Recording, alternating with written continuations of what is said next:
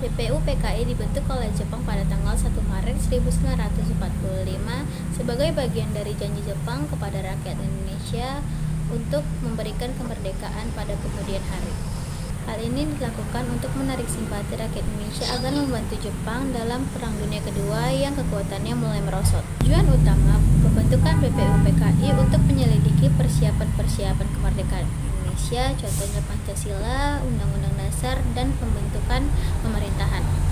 BPUPKI beranggotakan 62 tokoh Indonesia, terdiri dari berbagai masyarakat seperti elemen nasionalis, tokoh agama, bangsawan, dan tokoh dari berbagai suku.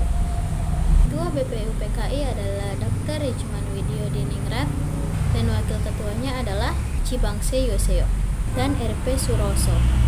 Sidang pertama BPUPKI adalah pada tanggal 29 Mei sampai 1 Juni 1945. Dalam sidang pertama ini, fokus sidang ini adalah untuk merumuskan dasar negara Indonesia. Tiga tokoh penting dalamnya adalah Insinyur Soekarno, Supomo, dan Muhammad Yamin. Yang kedua, pada tanggal 10 Juli sampai 17 Juli 1945. Dalam sidang ini, BPUPKI membahas rancangan Undang-Undang Dasar, termasuk bentuk negara, kewarganegaraan wilayah, dan sistem pemerintahan. Dalam sidang ini juga dibentuk Panitia 9 yang menghasilkan dokumen penting berjudul Piagam Jakarta. Setelah selesai menunaikan tugasnya, BPUPKI akhirnya dibubarkan pada tanggal 7 Agustus 1945 dan digantikan oleh PPKI. PPKI dibentuk oleh pemerintahan Jepang pada tanggal 17 Agustus 1945 sebagai tindak lanjut dari pembubaran BPUPKI.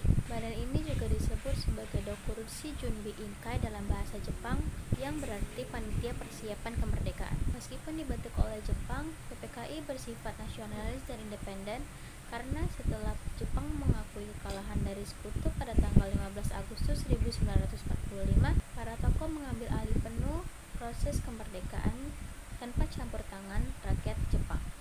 PPKI awalnya beranggotakan 21 anggota yang di dalamnya ada Insinyur Soekarno, Muhammad Hatta, dan Ahmad Subarjo.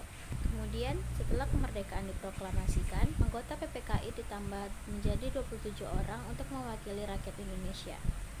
Sidang pertama PPKI dilakukan pada tanggal 18 Agustus 1945. Dalam sidang ini, PPKI mengambil 3 keputusan penting. Yang pertama, mengesahkan Undang-Undang Dasar sebagai hukum dasar negara. Yang kedua, mengangkat Insinyur Soekarno sebagai presiden dan Muhammad Hatta sebagai wakilnya. Dan yang ketiga, membentuk Komite Nasional Indonesia sebagai badan legislatif sebelum dibentuknya MPR dan DPR. Kedua BPUPKI dilakukan pada tanggal 19 Agustus 1945, menetapkan pembagian wilayah Indonesia menjadi 8 provinsi yang masing-masing diantaranya dipimpin oleh gubernur. Ini adalah langkah awal pembentukan sistem pemerintahan daerah. Sidang ketiga PPKI dilakukan pada tanggal 22 Agustus 1945.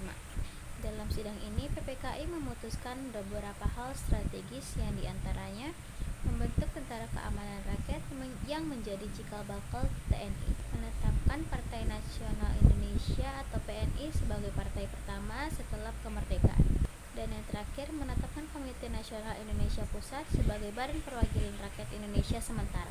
BPUPKI dan PPKI merupakan dua badan penting dalam sejarah perjuangan kemerdekaan Indonesia. BPUPKI bertugas menyusun dasar negara dan rancangan UUD. Bahkan PPKI berperan dalam pengesahan Undang-Undang Dasar, pengangkatan presiden dan wakil presiden, serta pembentukan pemerintahan awal. Pertengahan Agustus 1945, kekalahan Jepang dalam Perang Dunia Kedua sudah mulai pasti. Pada tanggal 6 dan 9 Agustus 1945, dua kota besar Jepang, Hiroshima dan Nagasaki, dibom oleh Amerika Serikat. Akibatnya, Jepang menyatakan menyerah kepada Sekutu pada tanggal 15 Agustus 1945. Hal ini menjadi momen penting bagi para pejuang kemerdekaan Indonesia untuk segera memproklamasikan kemerdekaannya. Setelah mengetahui bahwa Jepang menyerah, para pemuda seperti Sultan Syahrir, Khairul Saleh, Wikana, dan Darwis mendesak Insinyur Soekarno dan Dr. Andes Muhammad Hatta untuk segera memproklamasikan kemerdekaan tanpa campur tangan Jepang. Namun, Soekarno dan Hatta masih ingin membicarakan hal ini dengan PPKI. Karena perbedaan pendapat ini, pada tanggal 16 Agustus 1945, para pemuda membawa Soekarno dan Hatta menuju Rengas Dengklok agar mereka terlepas dari pengaruh Jepang dan segera menyatakan kemerdekaannya. Setelah diyakini oleh para pemuda mendapat kabar bahwa Jepang benar-benar menyerah, serta setelah adanya jaminan dari Laksamana Maeda bahwa Jepang tidak akan mengganggu, akhirnya Soekarno dan Hatta kembali ke Jakarta.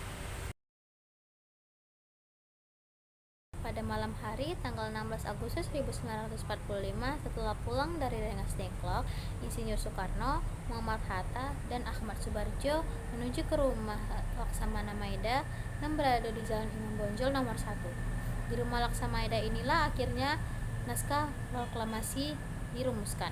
Ahmad Subarjo yang menyusun konsep awal dari naskah proklamasi, Insinyur Soekarno yang menulisnya langsung di atas kertas.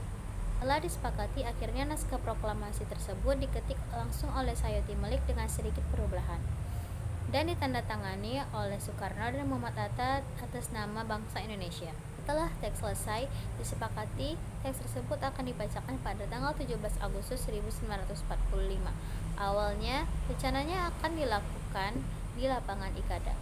Tetapi, karena masalah keamanan, akhirnya itu akan dilaksanakan di rumah Soekarno di Jalan Pegangsangan Timur nomor 59. Pada pukul 10 waktu Indonesia Barat, Insinyur Soekarno akhirnya membacakan teks proklamasi di hadapan para tokoh, pemuda, dan masyarakat yang hadir. Setelah itu, bendera merah putih yang dijahit oleh Fatmawati dikibarkan dan disusul dengan sambutan serta pengakuan kemerdekaan serta de facto oleh rakyat Indonesia.